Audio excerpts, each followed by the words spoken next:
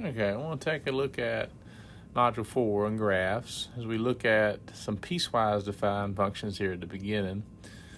In this first problem, they give us a function f of x defined by two different pieces. The first piece is a linear function, negative x minus 2, which has restrictions of x values being less than or equal to negative 1.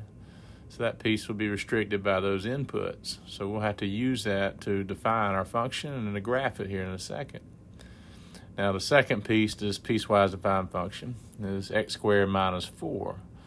Right? We have this second piece, a quadratic piece. Now for that quadratic, we're defining it for the x values of greater than negative 1 and less than or equal to 3. So all x values greater than negative 1, less than or equal to 3 will restrict the domain for this quadratic piece. So in this first part, it asks us to graph the piecewise defined function. So let's go ahead and start with the first piece. Write that down here. We got f of x equal to negative x minus 2. All right, now again, what's important, right, is the restrictions on this x value. So we got x being less than or equal to negative 1. All right, so let's go ahead and build a table of values. All right, let's get a table of ordered pairs, some easy ordered pairs to go plot. So I'll build a little table over here for my x and y values. All right, now with that said, all right, we got to be careful. We have these restrictions. So remember, x has to be less than or equal to negative 1. So let's start with the negative 1 value. All right, and as we do that, we start with the negative 1 value. Right, remember now it can be less than or equal to. So I'm going to put a little closed circle over here to the side because we do want to include this point. Now what is the y value for this input of x equal negative 1? Let's go evaluate our function.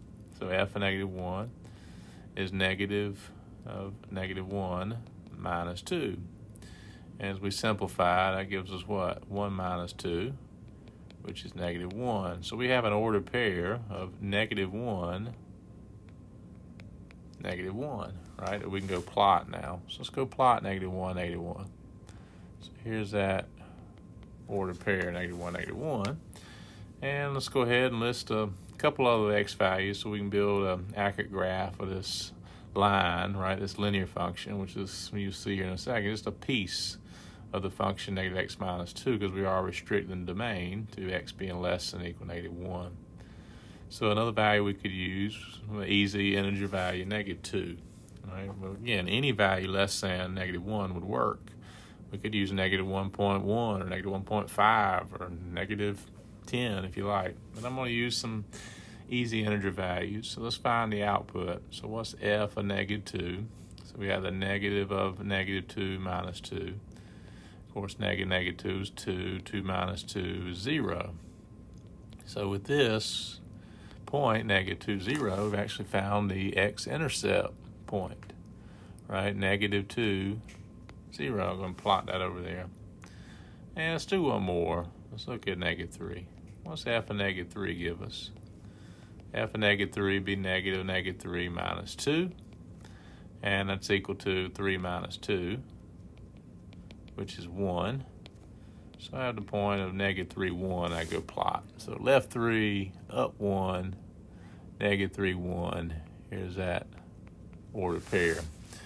And you see again your line, right? A couple points is all you need to get an accurate graph. Just give it a little more detail. So there's that piece of a line, right? A linear function, f of x equal negative x minus 2, defined for all x values less than or equal to negative 1. Now, that's half of what we need to finish off the graph of f of x, right? We've got a second piece to look at. So let's go ahead and do that. Let's look at the second piece here. All right, I'll go ahead and look at f of x now equaling x squared minus 4. Now with x squared minus 4, we're restricting the x values to be greater than negative 1 and less than or equal to 3. So all x values greater than or equal, or actually just greater than negative 1 and less than or equal to 3. So let's build our table. So we'll make our table of x and y values. And make sure you're always using these restrictions when you define your x's. So let's begin with the -1. We want to start with it. So it has to be greater than -1. Go ahead and find that. Always use your restricted values. With it just being greater than, this is important, we need an open circle. I'm going to pull an open circle beside this because this is not going to be a point that defines this quadratic, right, as far as being in the domain. Right? It's going to be all the ordered pairs to the right of -1 on the x-axis. So again, x equal -1 is undefined for the quadratic piece. So when we plot the point, we'll put an open circle to show that. Now, what's the y-coordinate? What is f of -1? So with that, we get -1 squared minus 4, which is 1 minus 4, which is -3. Right? So we get an ordered pair of -1, -3, right? So -1, -3, let's go plot that. And I'll graph the second piece here, this piecewise function in blue. But there's that ordered pair, right? -1, -3. And remember, we got to be greater than -1, less than or equal 3. Now, with this quadratic piece, we are getting a curved graph. So let's make sure we find a few points to give the detail. So the next integer value greater than -1 and less than or equal 3 would be 0. Now, with that said, when we let x be 0, we're going to be finding the y-intercept point. So let's go ahead and plug that into our function, get the output. So I get 0 squared minus 4, which is 0 minus 4, or -4. So we have the ordered pair 0, -4 that we can go plot. Let's go ahead and plot that. So with 0, -4, this is the y-intercept of this quadratic function. And we got two other integer value, actually 3 more we can go find, right? We got to be less than or equal 3. So let's go ahead and find the value of x equal 1. Be another easy one to use, another integer between -1 and 3. With f of 1, we get 1 squared minus 4, which is 1 minus 4, or -3. So we can go plot the ordered pair of 1, -3. So we know this graph's going to pass through, right? This piece here, 1, -3, so let's go plot that point. All right, and we got 2 more integer values, right, in the given restrictions to go find. Let's go do x equal 2. What's f of 2? We get 2 squared minus 4. 2 squared minus 4 is 4 minus 4, or 0. Well, with the output being 0, when x is 2, we actually found another x-intercept point for this piecewise function. We had 1 over -2 on the x-axis. And now we got 1 at +2. And then our last input that we're going to find is the final restriction. X must be less than or equal to 3. So I'm going to put a little closed circle here too to remind me that this is part of the graph, and this is where this quadratic piece will end. So f of 3 would be equal to 3 squared minus 4, right, which is 9 minus 4, or 5. So that gives us the point of 3, 5 that we can go plot. So as we plot 3, 5, right, 3 up 5, plot that ordered pair, and that's it. That's the final ordered pair on this graph. So I'll go ahead and graph it. So you can see your 2 pieces coming together to make this piecewise defined function.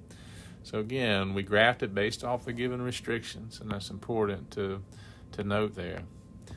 All right, let's go to the next part of this problem. Now we're going to analyze this graph, give some information. So domain, remember all the x values for your given function, all the inputs that give you an output, all the real number values of x that satisfy your function. So with the graph in front of us, we can easily see the domain. So we'll look at where we see our graph take place along the x-axis. So this left piece, of course, it goes left, it goes towards -infinity, right? It goes on forever to the left.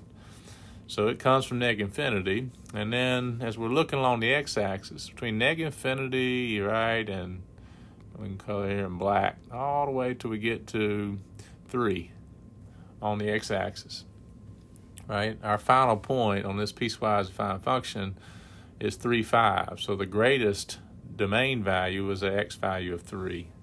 So that means our domain is all x values, right, less than or equal to 3. So negative infinity to 3 with a bracket.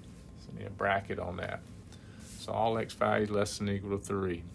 All right. Now, even though there was a little break there from -1 from our first piece to -1, -3, -1 still in the domain, right? That's the x being included with that first piece, even though it's undefined with the second piece. But it is all real numbers less than or equal to 3. So again, we've determined where our graph takes place on the x-axis.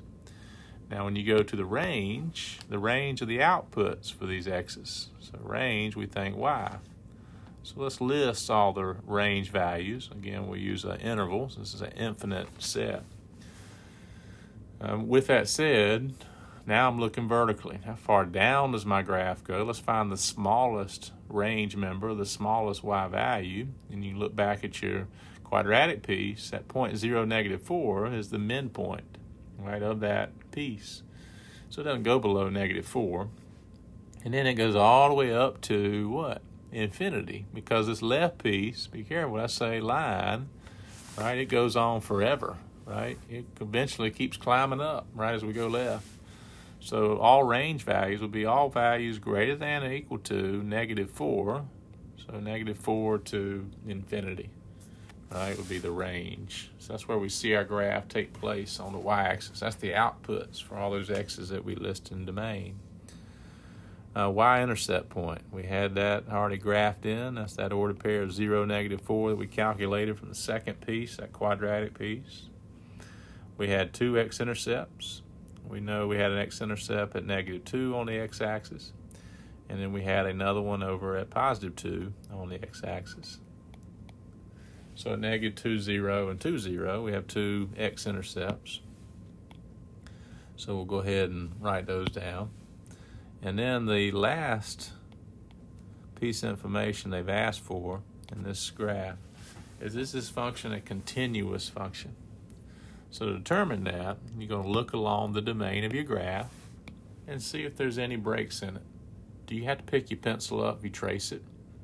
So as we come from -infinity all the way over to 3, we see we do have a break. From -1, -1, -1, -3, we break. We pick our pencil up, we're going to trace it. So that concludes this is not a continuous function. So it can't have a break, right, to be continuous. All right, so that's a piecewise defined function. All right, so we'll look at the next example.